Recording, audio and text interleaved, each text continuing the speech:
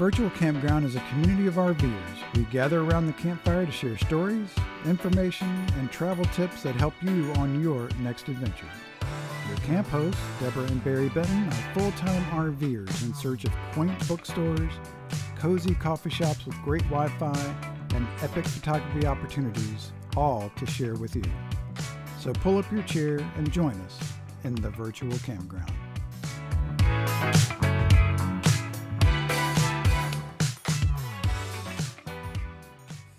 Hey, welcome to the Virtual Campground. We're so glad you are here. Indeed. And I'm Barry with the Virtual Campground, and this is Deborah.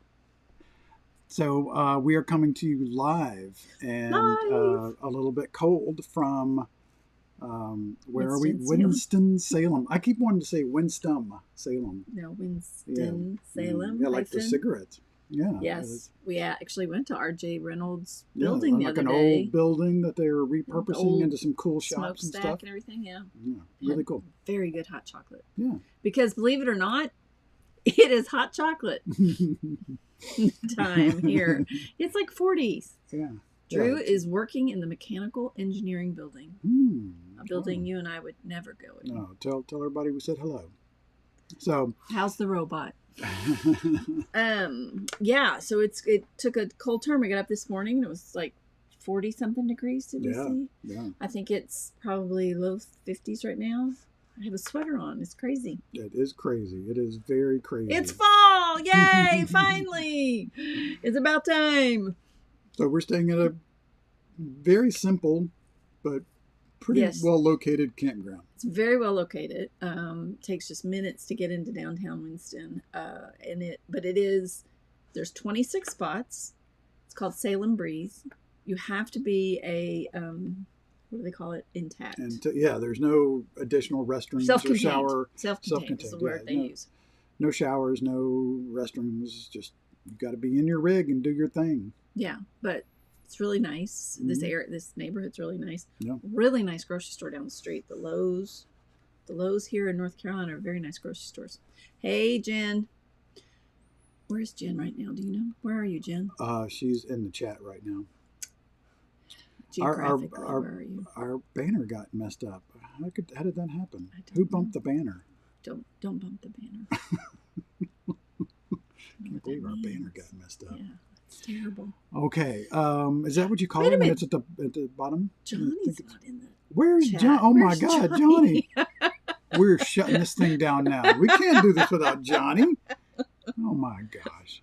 The other people are like, well, what are we, chopped liver? No, you're lovely. It's just we're so used to Johnny being here. And besides, Johnny's from Michigan, and we're going to talk about Michigan tonight. That's so right. I assumed he was going to come on and give us some input, but that's okay. The people in the chat were in Michigan with us. That's right. So they'll get to see themselves. Yeah, we do have several pictures of the campers. So and of Drew. Yeah. So, so speaking of Michigan, this is the third in our series. The third, right? Right. We did one about a Holland area.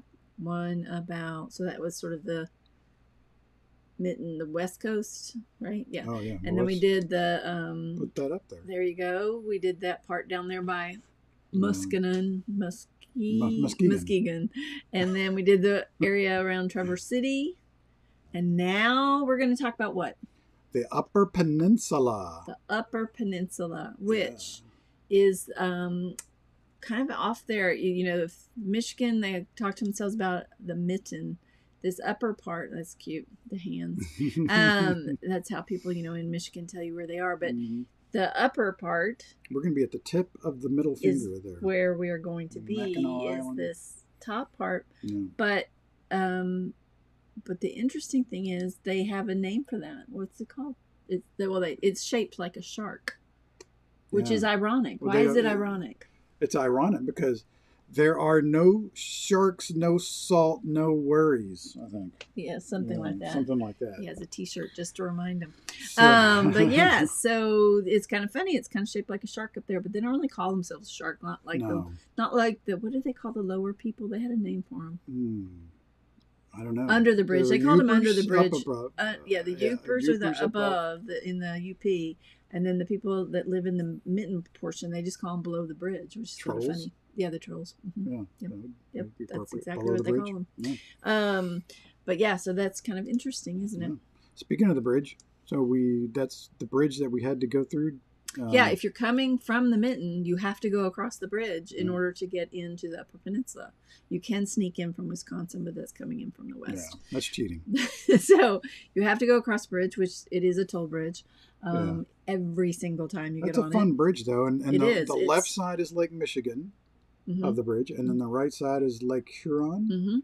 So pretty cool, pretty fun. Very nice. And it is, you go across the bridge, which is the Mackinac Bridge. You're going from Mackinac City, across the bridge, Mackinac Bridge, over the Straits of Mackinac, into St. Ignace, which is where we sort of had our base camp. So lots.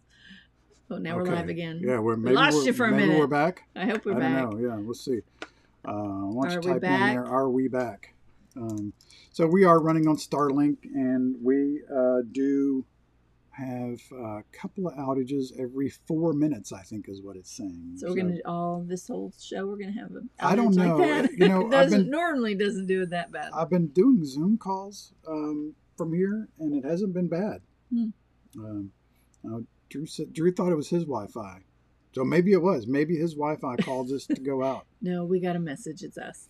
So we stopped streaming for a minute, but we're back. And we were talking about Mackinac and how it would be nice if they would be a little more consistent. But basically, there's no difference between the W or the C. It's pronounced the same way. It all came from the same Native American word.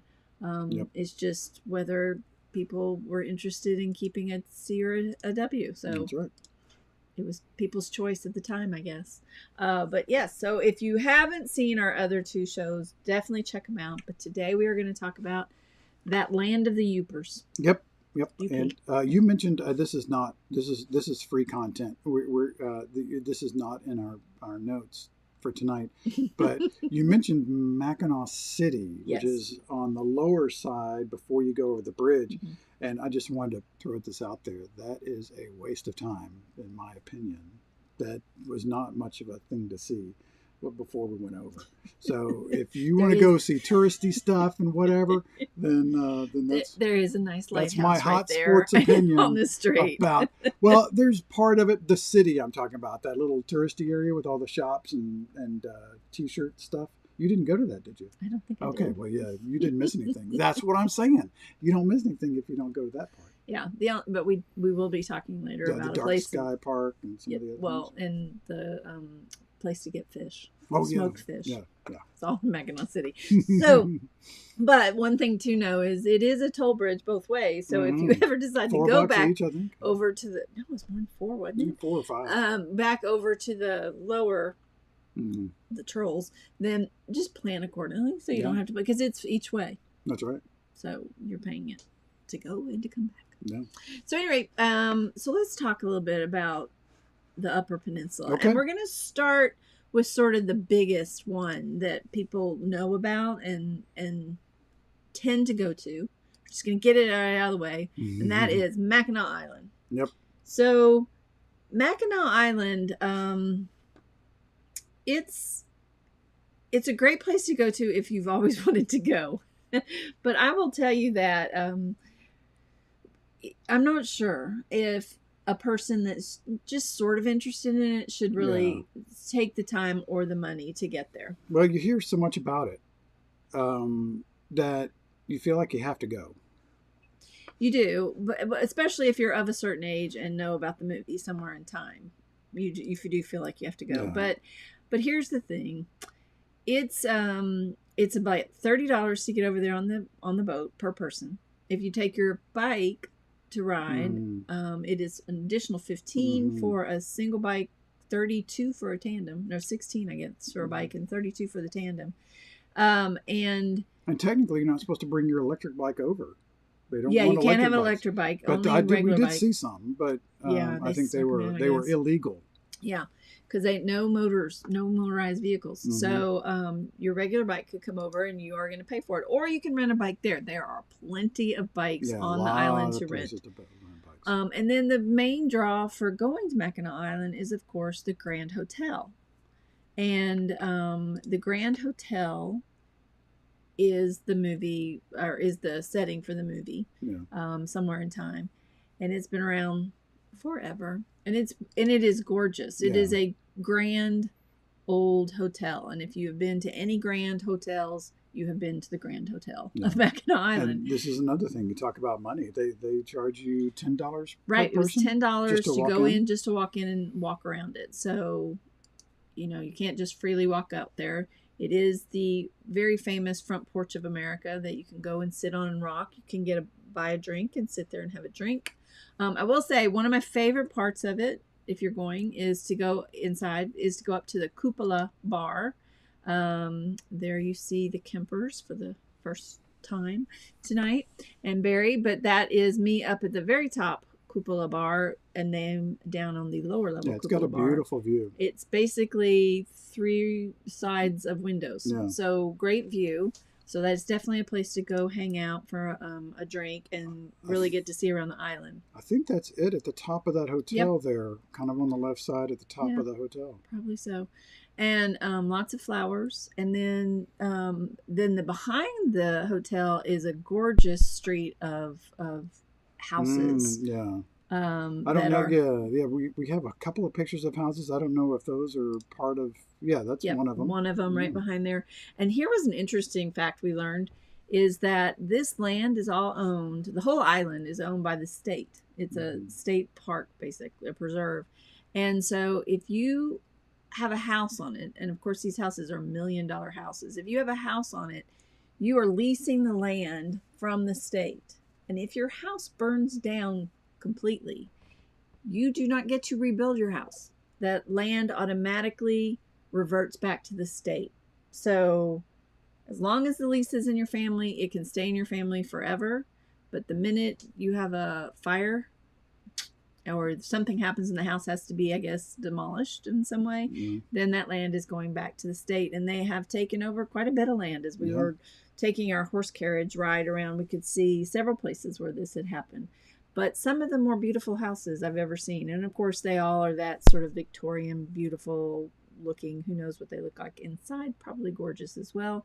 Because these are obviously, there are some people that live there. I think they said about 800 people live on the island.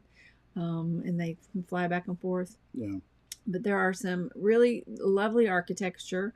We highly recommend. You can take several different kinds of horse-drawn carriage rides around the city. We did with this lovely young lady, a private one for the 4 of us, and that was perfect.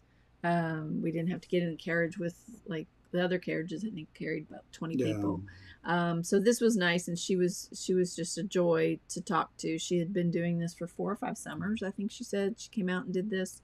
So that was great fun. And we got to, on the private tour, we got to go to some places that they don't take the other carriages to. Right. So and it wasn't that expensive for the carriage. I mean, again, you're paying for it, but it wasn't really for the 4 of us that much more expensive than going on the individual person tour. So that was great. And this is a carriage house that they go in, and you can see all these old carriages that were used at one point or another in Mackinac Island, because, of course, it has remained car-free. That's probably its biggest claim to fame, is it is a completely car-free. When I say completely, that's a small... There's a couple of motorized vehicles on, but really not. Well, didn't our carriage rider tour guide say something about in the beginning there were cars early on? Yeah, when cars first came into being, so to speak, in the United States, or people first brought them over, and they had a scare with one of the horses. The horses got scared, and so they abolished cars at that point. So now you only see a couple of them on the road, and those are usually emergency vehicles or people with certain licenses that they're allowed to have a car on the, and they have to, I think, never take it on Main Street. Main Street itself is full of shops, as you can imagine, and a lot of t-shirts. Typical t-shirts, nice shirts, and nice shirts. But very crowded. Yeah, very crowded. And we got there. Must have been on the first boat. We were on the very first boat. And it was great when we got there. there weren't many things open, but that was fine. We made a beeline to this tiny little diner kind of The restaurant. Chuck Wagon, which we highly recommend for breakfast. Which was but really you do good. want to get there early. There's like 12 seats. Yeah, it's really tiny and cramped, and but it was really good start to the day. And then once we went on our little walkabout and made it up to the hotel and whatever. But when we came back down here, it was packed. Well, the good news was we went to the Chuck Wagon, and then we did the horse carriage ride and had her drop us off at the Grand Hotel because that was at the top of a very large hill. And then we could walk down the hill, and then you and I took the bikes. You can take your bike and do the entire perimeter of the island. No, that's right. And so that was when it got really crowded. We went and did the whole perimeter of the island, and it's about 8.2 miles, I think it is. And by the time we got back, it was less crowded. There were still a lot of people there, but it was less crowded. So we would recommend Chuck Wagon for breakfast. We also had a nice snack and a very good old fashioned at the Seabiscuit Cafe. Yeah. And we also went over to the Pink Pony, which is another what would you call it, famous place on the island. Very pink. So absolutely, it is a unique experience. There's also up there at the top of the hills the fort where they do reenactments. If you love history and fort-like things, mostly like British enactments, because that was the army that was up there for a while, then it's probably worth your $30 to $40 per person to get over there. But to the island itself. To the island not to itself. The fort. No, the fort has another admission fee. So, but in general, if that's not your thing, then you're going to find plenty of other stuff in UP to do. And some of the things people go over there for, which is fudge, you can absolutely find on the mainland. There's fudge everywhere. There is fudge everywhere. So you stopped by the little library. Yes, I wanted to show that. One of my favorite parts was this cute library. Just painted so cute. And then out behind it, there were some chairs you could sit on and read and look out on the water. So that was a pleasant area. That's lovely. It was lovely. Let's see. I think we've covered everything as far as those photos go. So there was a little chapel out there. That was nice. And there's some symbolism there with the turtles. I can't remember right offhand. Though the island, it's named, it's a turtle coming up out of the water. Oh. So, but yes, it's something that most people think that they need to go see, and that's just a decision you need to, but don't feel bad if you decide that that's not what you want to go spend your money on. So you're giving it 2.5 stars. I am, probably so. Yeah, it's just my hot sports opinion that not everybody needs to go. I'm going to give it 3 stars, 3.25 stars. What do you think, Jen? So that was a lovely thing. So let's go back to St. Ignace. Okay. That's where we were based out of. Yes. And that's where most of our day trips were from, including, of course, going over to the Mackinac Island. Because that's where you catch a Shepler's Ferry is what we did. And you can catch them from Mackinac City or from St. Ignace. Yeah. And that was great. But it was also just a really good base camp. It's a small little town, but really cute. They have a main street that has, your prerequisite souvenir shops. But I will say this for it. It had some shops that were more unique and special. Yeah, it looked like they were individually owned by people. Yes, and it wasn't just a bunch of icky T-shirts. Yeah. There were art. There was one that was an art gallery that was really pretty. The Kempers picked up a gorgeous money holder. Yeah. And I got a couple of Christmas presents. So it was worth it from that perspective. There's also some really pretty tasty places to stop and eat. We highly recommend the Mackinac Grill. If just to go to the bar and see if the gentlemen are all there. Yeah, look for Paul. But don't ask him about his job. Paul used to own something with the airport. And he was fun to talk to. You heard his story several times. But the thing fun, too, was everybody knew everybody on the island. Because, of course, during the winter, there's only about 200 people or something that live in St. Ignace. So that was kind of interesting. But you can, two very good candy stores in St. Ignace. So again, if you want your fudge, you can get it there. I highly recommend the one that's Zach and somebody's. Zach and I can't remember now, but Zach's. Yeah. Remember Zach. Zach is good. That one was good. They had good toffee, actually, because I'm not really a fudge person, which is surprising as much of a sweet tooth as I have. But yes, you can get that. You also can get in St. Ignace something that is unique to the UP. What's that? Pasties. Oh, pasties, yes. So we got introduced to pasties by the Kempers, and actually we weren't really clear on what they were, and so we had to do a taste test. And so I had a video here. Let's play that. Play roll it. Look, it's a fuzzy thing. Get it. Oh gosh. Okay, what do we have here, yo? Hey. Oh yeah. We're here for the pasties and the beer. We have here is the chicken pasty. Got your cheeseburger pasty. And you got your breakfast pasty. Because we've had the traditional pasties, and I'm not a fan of the rutabaga. Oh, that's going to be a nice taste test. That'll be good. So, because the Norwegians don't know flavor, we have a little California pepper, and we got some Cholula, plus the always available ketchup and mustard. That should do it. A little salt and pepper as well. And dog treats. Those are the pasties. All right, let's dig in. Boy, that's a tough cutting one.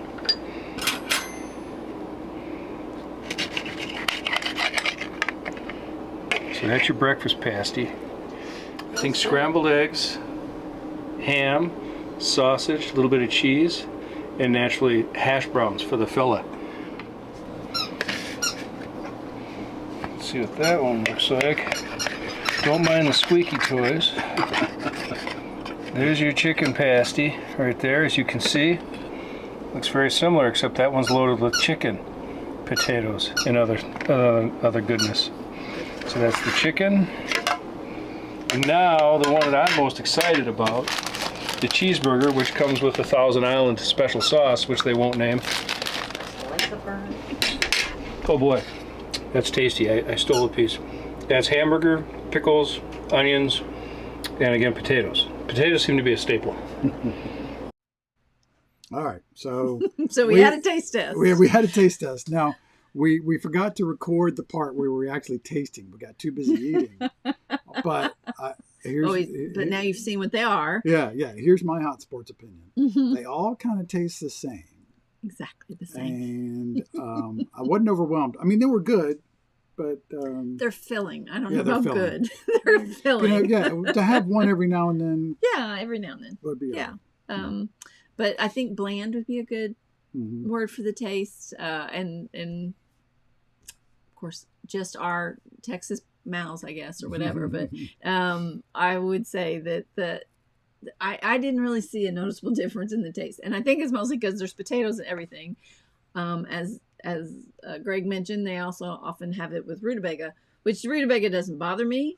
But again, that's really all I think you taste. I think the biggest difference between those and some others that we had is mostly the pastry part. So whether you like it to be the kind of a thick or flakier, that's probably what you want to look for in your pasty. Yeah. So bland empanadas. That's a good way to put it. Yes, a little bit bland. So let's see. We touched on downtown St. Ignace. Mm-hmm. One thing that to look out for is if you're coming to that area. We were there around July 4th, and they had a huge, they're like world-renowned car show. Oh, car show. It was pretty incredible to see all that. It was like the second to the last of the last weekend in June. Yeah, it was cool. And Deborah mentioned lighthouses earlier, so there's a lighthouse there in downtown. There's also this cool sundial, like a human sundial, which I don't think I've ever seen one of those in person. But that you stand in a particular spot in a particular time of the year, and you get a cool tell the time. That's fun. So, all right, what else? Well, the thing about St. Ignace, it was, of course, that it was very convenient. Yeah, it was a good to get up spot into the rest of the Upper Peninsula. The Upper Peninsula is much more remote, wilderness-like. It's beautiful to drive around, just to drive around it, but certainly there was a lot of outdoorsy things to do there. Yeah. So we wanted to go and do a few of those things. So just an hour north was Sault Ste. Marie. Yes. And Sault Ste. Marie happened to have, when we were there, their Engineering's Day. So Engineers Day, the Sioux Locks Engineers Day is a day where you can actually go out on the locks. Yeah, they open up the locks to tourists, and normally there's a big grandstand that you can go watch the locks. The ships go through the locks, but they open it up and you can actually go stand on the locks, which was a lot of fun. Island, where the Corps of Engineers actually have their offices and things. So we were able to go that day. They were having this festival going on with it. We got to go in there and watch, go over across the little bridge area into the lock area and sit there and watch a big old boat come through. I guess they're called boats when they're that big. Freighters come through and watch the water go down and then the water come back up, and it was fascinating. The engineering of this is just fascinating. A freighter leaving the lock. It was pretty incredible to be so close to such really good.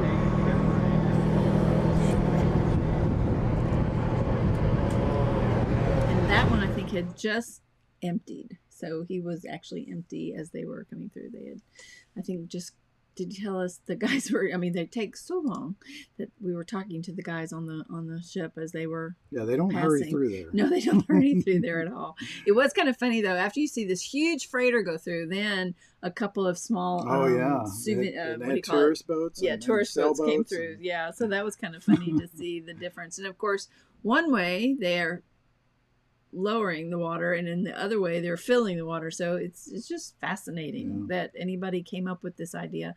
And one of the things that I had read was, of course, that this part of Michigan had quite a bit of minerals and ore and thing that they found back in I guess it would have been the 1800s, but it was very difficult to get it anywhere, so they weren't really making money off of it. But then somebody came up with the idea, and then after they built the locks, it became quite easy for the boats to pass from one of the lakes to the other lake. So this is right at the confluence of two of those big lakes, two of the Great Lakes. And you just 100 yards off of this, you could see the almost like not a waterfall, but where water's cascading from one of the Great Lakes to the others, and there's just no way you could, get a ship from one to the other, and so those locks solve that problem. Right, because that's of course how people used to have to go, is across these portage or go through the rapids.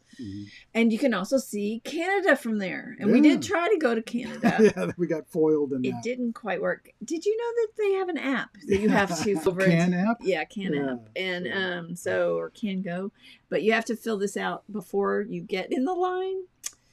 Tricky here, just so you know this. We get in the line, you have to pay on the United States side in order to cross over the bridge, the toll bridge. She didn't say a word. We get over to the other side. The first thing the guy says is, "Did you fill out the app?" We said no. He said, "Okay, well, end of discussion, turn it around and go back and fill out the app." We paid another toll. So you have to pay another toll to get back into the United States. They didn't care that we didn't actually make it into Canada. So make sure you fill out the app, and also they do require proof of COVID. Yeah, and I heard recently vaccine. that they were relaxing that, but I don't know if that's official. So yeah, definitely check that. Okay, Drew says he's lagging again. Well, that's a personal problem, Drew. So I don't know. we absolutely recommend going up to Sault Ste. Marie. It was also a cute little town. There was a great coffee shop. We went in there, very friendly people. Yeah. So that we highly recommend. And but if you want to go into Canada that day to see, because of course Sault Ste. Marie is also on the Canadian side, and it was just going to be interesting, I think, to see the same city on two different countries. I just think that would have been fun. But that's okay. Another day trip we did was the Taqualaman Falls. Taqualaman. Yeah. Remember, what was the word? There was a word we were supposed to Conundrum. Yeah, Yeah, exactly. That's how we were remembering it. Taqualmanon. It's just hard to say, but it is. TAH So a couple of QUALMENON. couple of sets of falls. The upper and the lower. Yeah. So it was lovely. These are famous because they kind of have a root beer lookingness to them. They are often called the root beer falls, yes. And that comes from the copper in the leaves and I guess also in the ground. Again, going back to, rich in mineral. Mm-hmm. So they are really cool looking. There were people out in the water, which was crazy to me. But yeah, so you could take a hike around this. You can actually hike from the lower to the upper falls. It's a pretty long hike. Or you take a shuttle that they have from the parking lot, or you just drive like 20 minutes. So that is my son and Hannah, his girlfriend, that came up and visited with us and got to go to the falls with us. So I enjoyed that. There's Drew. And I do have a technical note. So these were photographed in the middle of the day, which is impossible to slow down the shutter speed enough to get that nice silky water. Mm-hmm. So I was using neutral density filters. So there's your photography tip of the day. If you're shooting in the middle of the day, what you call them? Neutral density filters. Density filters. Yeah. All right. So there you go. Take that to the bank. Interesting. So we did drive over to the Upper Falls, which we highly recommend that to be where you end because they have a brewery there. Yeah, that's one of the on state park grounds. On state park grounds. That was pretty cool. That was I wish cool. we had. Sadly, we were there late. Yeah. Because once they close that park, they close the brewery, of course. So unfortunately, we were coming out of there just as they closed. Mm-hmm. But when you go to the Upper Falls, that's the Upper Falls. When you go to the Upper Falls, it is a much shorter hike to get to the falls. The Lower Falls has a long hike, and then you can cross a bridge, and then you can do the perimeter of a small island that's in between. And it's a good walk. It's easy, an easy hike, but it's good because of the view you can see. When you get to the Upper Falls, you have to actually hike. It's a short hike to the edge to see them, but you then go downstairs, like 800 stairs. Yeah, a lot of stairs. No big deal to get down there. A little bit of a deal to get up there. It was hard to get up. Yes, and what we do recommend, there's two views. You can do the brink view, which is when you get onto the path, you're going to turn right, or there's the gorge view, which you turn left and kind of down the bottom. That's even more stairs, and Barry did it and said it wasn't as good of a view. So just telling you, if you want to pick, go to the brink view. Yeah. It's a very inclined, so they do close this particular one during the winter. But they have, I said that. They do actually have it open for cross-country skiing, and I think some people... Yes, they do have it for cross-country skiing, and then some people really like to go there because the falls kind of freeze. Oh, wow. So that's a really cool picture, too. That would be a neat thing to see. So it would be cool. There you go. So those are two of the day trips that we did. Oh, when we also went to the falls, we went up to Whitefish Point. Which is very famous as a lighthouse. Not as pretty of a lighthouse, but it has this lighthouse here. But probably more importantly, it has the Museum of Shipwreck. Yeah, and specifically, this is where, so the Wreck of the Edmund Fitzgerald, that song specifically, does anyone know where the love of God goes when the waves turn the minutes to hours? The searchers all say they'd made Whitefish Bay if they put 15 more miles behind her. So this is where they could have gotten to, but they didn't make it. No. Very sad. Very sad. But the museum does have there's been remarkably a lot of shipwrecks in the Lake Superior and the other Great Lakes. So this is a museum dedicated to those. This is Lake Superior. We got to get actually on Lake Superior, put our feet in the water. And Lake Superior is an area that has a lot of rocks, really pretty rocks, colorful rocks. Yeah, Hannah was looking for some specific rocks. Yeah. Can't remember exactly what they were. Patowski, I think. She was looking for Patowski stones, yes, but we didn't really see any. But there are some really pretty rocks with waves, and they're pretty famous for people to take photographs of. As you did. Yeah. There they are looking for stones. They're looking for stones. Exactly. So that was a great day. It was a full day going up to Whitefish and then the two falls. Yeah. We ate at a little place in between Whitefish and the Upper Falls, a little grill. Nice. It had a brewery. It was good. Yeah, very good. So that's a great place to go as well. So then in the Upper Falls, we went over to Munising.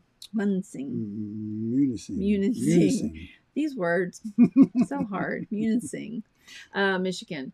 This is a really nice area, and probably what is it most known for?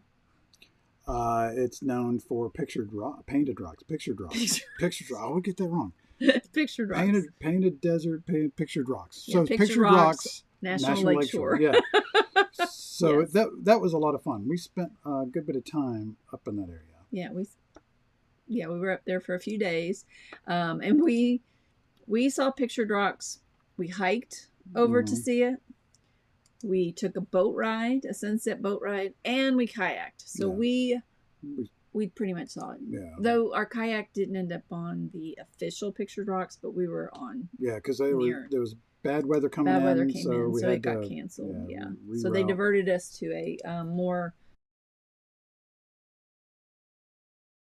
Cool thing about the kayak road trip was we took a boat to get to the area, and then we launched off the boat in the kayaks. So that was nice. And this is our sunset boat trip, which was fun. And so that all those rocks there, that's the pictured rocks. You've got me doing it. The pictured rocks, correct? Yeah. Yes. And these are the there's these large let's holes. just call them painted rocks. I mean, it's not what they're called. But beautiful area. These little things that are, carved down from water. It's just amazing. And then the tiers of them. That's our boat that had the kayaks on it that we launched off of. Loaded up. That was really cool. And that is Jen and Greg. Oh, look, Greg sees something really interesting off in the distance. Off in the distance. While Jen does all the work. Of course. So we got to get up close and personal to the rocks. That's us on the actual boat. It got a little chilly. Yeah, it did. Gotta say. That's a really cool old lighthouse that was on an island that we passed on the way coming back, or I guess we passed on the way there too. Yeah. So, pretty famous. You can get out on that island as well. It's an island you can only hike on. You can't stay overnight, right? No, I don't think you can. But yeah, it's only a hiking only. We did do a drive over to Marquette, which was I think it's one of the largest cities up there in the UP. Cool iron. This is what do they call that? Some sort of iron ore loading thing. Yeah, so a boat would go in there and thing. unload and load up. So that was kind of fascinating. Definitely an old town that's still very pretty, very vibrant. A good place that would be a great place to be based out of as well. That was the face on the rock. Yeah, it was carved by a Native American a long time ago. Yeah. So that was a place we just would stop along the road and get out and go over to the beach. There was a little waterfall and just walk along the beach there for a little bit and see areas. It was nice. That is nice, yeah. And if you're really ambitious, did you know you can take the Hiawatha shore to shore? You can actually hike from St. Ignace all the way up to Whitefish Bay. Why would you do that? I don't know, but you could if you wanted to. So, but there's lots of other hikes and things you can do over in the Munising area. Like I said, lots of pretty areas to see. Yep. To get out in the water. The town itself is small, again, but a couple of shops, a good pizza place. Yep, and we went into we were looking for something for you, shoes or something, I can't remember. There was some nice outfitter shops and other things there. It was a nice little downtown. It was. It worked. But it's a great place, and like I said, we definitely, for the pictured rocks, you want to get out on the water. So whether that's kayaking or boating, we would highly recommend getting out on the water because it's really the best way to see the rocks. Yeah. And the kayaking, we were out kayaking probably for a couple of hours. Mm-hmm. They're really wise the way they do it. They put you in the water, and the water's kind of pushing you along. You're really just kind of using the kayaks to stay kind of in a straightish line. So it's not overexerting at all. No, it was pretty easy. And they're big seagoing kayaks, and that was one thing we talked about before was maybe we could get our kayak out, but it's not really designed for the sea. So you want to make sure you're in the right kind of equipment. So we opted to go on that tour. Yeah, it worked out well. The Great Lakes are a lot more oceanish Mhm. than lakeish. So you want to make sure, especially like we wouldn't have known in the weather that came in, and they Right. got all the watercraft off the water. So that would, you want to be careful there. So anyway, so we didn't talk about when is the best time to go to the UP. So I would think anytime. Well, I say anytime. I don't want to be there in the winter. No. Fall would be okay, but you're going to go typical summer kind of thing. Maybe try to be there in the shoulder season so you're not right smack dab in the middle of winter or summer. One thing that we avoided, we were there and the mosquitoes really weren't a problem. Mm-mm. We got out of there before Now, it's they became well an known issue. for having really bad biting insects. And yeah, I would say by the time we left, which was right after, about a week or so, I guess, after 4th of July, and it was fine. Yeah, we didn't have much of an issue at all. No. I think it's, well, and it was also still cold. Yeah. So absolutely, when you're going up to the UP, you want to pack for every kind of weather. Yeah. Because we had just about every kind of weather. It is an area that, July and August are its busiest and the most optimum time to be there. June and September are probably still okay. We were there middle of June, and it was fine. It was just cool. Yeah. So there wasn't a lot of water you were going to do. And so I think then, and then if you want to go during the winter, I would probably stay under the bridge and venture up there for day trips. So that way you're not really caught by anything surprising. Unless you're just the type of person that wants to be in the middle of it. Yeah. I just think also you'll want to check, because I think a lot of things will close. Got to do a lot of research if you're going to be do a lot of someplace research like that. and be really, really prepared, because it can turn quickly because of the lake effect. It can turn bad weather very quickly. And they also have very short days. Like their days at certain parts of the year only like 8 hours of daylight. So you want to just be aware of all that. Let's see, what else did we want to make sure to tell you? Oh, and if you want to be there in fall, it's beautiful, I think, at fall color. But again, you'd want to plan it. Their major fall color is probably September, early October. So just, again, being just aware of your surroundings and the weather. That's really the biggest thing to know. Are we going to talk about fishing, or are we going to talk about that next time? So, no, let's go ahead and we were going to talk a little bit about that. I think we did a fishing charter, and this is a great way to get out in the water. That was our birthday present for you and Shrek. Me and Shrek. So it wasn't for me. So we got there the first day we were supposed to do it, and it was really bad weather, but we were just going to go. And but 6:30 in the morning. The captain came out and said, no, it's probably not advisable.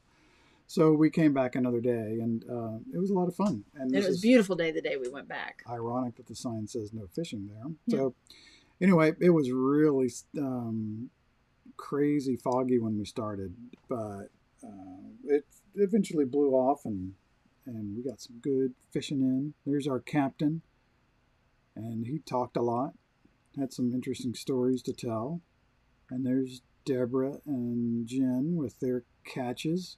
So we caught our limit, which is 2 per person. I caught the biggest one. Yeah, 2 per person on the boat. So that also includes the captain. Here's Deborah reeling in one of her catches. Look at her go. Look at me learning how to fish.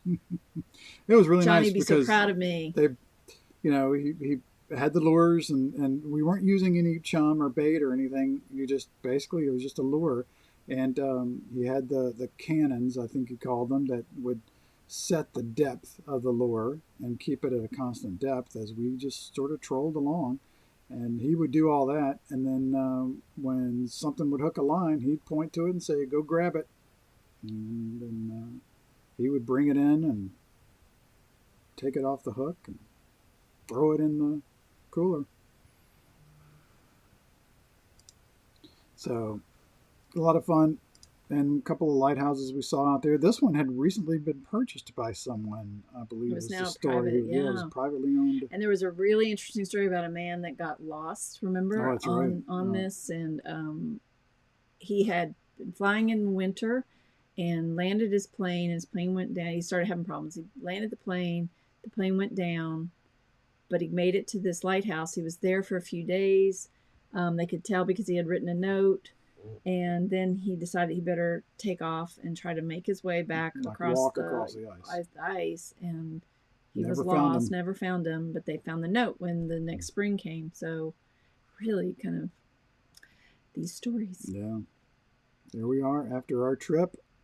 And we just had some of that lake trout tonight. Yes, we did. So yeah, that's what I was going to say, going back into Mackinac City. So we caught all this fish. We can't eat all that fish right away. So we took it into Kruger's and they smoked some of it and they vacuum packed so we could freeze quite a bit of it. So that was something I wasn't thinking about. What are you doing? Pounds and pounds and pounds of fish. And the captain suggested Kruger's, but there were several smokehouses around in the UP and in down below the bridge. So yeah, if you go fishing, go get it smoked. Yep. It was really good.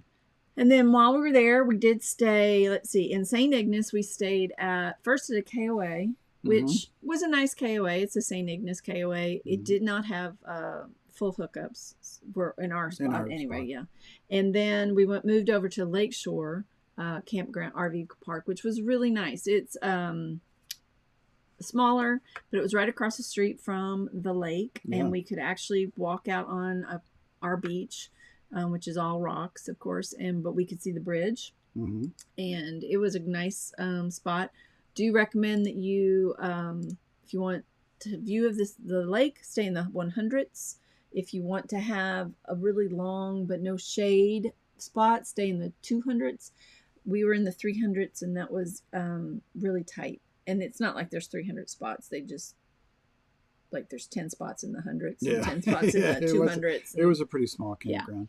Yeah. And, the spots we were back weren't great for Starlink, by the way. Yeah. So, but it was a nice little walk across the street down into that private little campground or private little beach. And private beach. You could have, there was a fire pit there. And you couple of chairs. So, it was nice. And then there at Pictured Rock, we stayed at the KOA there in Munningsing, and that was nice as well. Good access. Don't really remember a lot about it, so obviously it wasn't one of the big time ones. But we wanted just to stay close to the Pictured Rock area. There were some really pretty campgrounds we passed on the way into Marquette, so you definitely want to do a little bit more research and see if there's one of the private ones that were prettier and probably closer to the water that might be nice to stay in. There was a really nice state park across the street from the KOA when we were in St. Ignace. The state parks in Michigan are awesome. I think they're really some of the best state parks we've ever stayed in. The only problem is they fill in up, especially for the weekends. Like every state park. They're just so popular. So very popular. That car show, we walked over there and walked through that park. It was the weekend before the car show and got to see a lot of the cars that were in the car show, remember? That's right. So that was really booked up. So you want to probably look at the calendar, and they do book up, and their cancellation fees are kind of higher than most. So you want to make sure that you want to stay there. So so that is the Upper Peninsula. Yep. Most all of it. We have got a little bit more to clean up. Yeah. So next week we're going to talk a little bit more about Michigan, sort of our odds and ends, the things that didn't fit quite in with everything else that we're going to talk about. But hopefully that gives you a little bit of ideas of some fun things to do in the Upper Peninsula. Jen, do you have anything to add as long as you're on there? Or Drew as well? Do you have anything you would tell people about being up in the Upper Peninsula? Yeah, I think it was lovely, and I think I could certainly go back. There's that part of the peninsula that we didn't get to that we'll get to next time, and we'll talk a little bit more about this, that upper part of the top. That's up there. I definitely want to go up there. That's Copper Harbor is way up there, and that looks gorgeous. That whole peninsula up there. It's the Kewanee Peninsula. But also, that is how you can get to the national park that is in Michigan, which is the Isle Royale. But you have to take a boat or a plane to get there. So that just didn't fit in with our timing to be able to do it. I think when we come up next time through Wisconsin, which we have to still do and add to our map, that'll be what we do. You know, it's very confusing to me how that even is Michigan and not Wisconsin, but I wasn't around in the 1800s. They didn't ask our opinion. They didn't ask, exactly. So, yeah, that is an area that looks amazing, and I'm really looking forward to going back and seeing that part of Michigan. But absolutely go back to Michigan in a heartbeat. Yep. It's a nice state. I highly recommend it. So the other tip that our son just chimed in with, chocolate cherries. So what's the cherry Republic. Cherry Republic. Yeah. They have multiple All stores kinds of around, cherry. and they had Everything everything you can cherry. think of. Yes, cherry salsa, cherry barbecue, cherry everything. Yes. But I'm with him in that the dark chocolate cherries. Oh my gosh. They're so good. Now Drew, you're gonna make me want to go back and get cherries. We'll have to look at mail order. Yeah. All right. So that's it for this show, Michigan. Hope you enjoyed it. Stay tuned for next week's little wrap up on Michigan and some odds and ends. And anything else we need to talk about? I don't think so. All right. It is a great place to go and to escape the heat because everybody else in the country was hot and we had on jackets. That's right. Yeah, So- no, it was lovely. Lovely. It was lovely. Oh, we didn't. Oh, we did mention that we were there over 4th of July. We went out on a boat and watched the fireworks as well. Oh, that's right. We have a picture from We have a that. picture of that Yeah. somewhere. So we went out. Where did we put that? We went. Tell them the story. We went out. We went out on the boat. It was Shepler's Ferry, of course, and he took us out to see the bridge, and then we came back so we could get positioned so we could see